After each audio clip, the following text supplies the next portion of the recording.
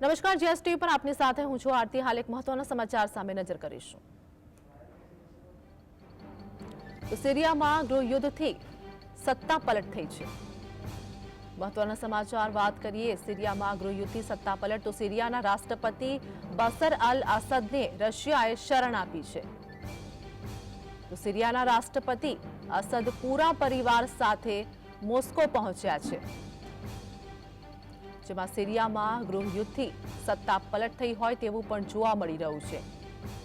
અને આ સાથે જ સિરિયાના રાષ્ટ્રપતિ બશર અલ અસદને સિરિયાએ શરણ આપ્યું હોવાનું પણ સામે આવ્યું છે, જેમાં સિરિયાના રાષ્ટ્રપતિ અસદ પૂરા પરિવાર સાથે હાલ મોસ્કો પહોંચ્યા છે।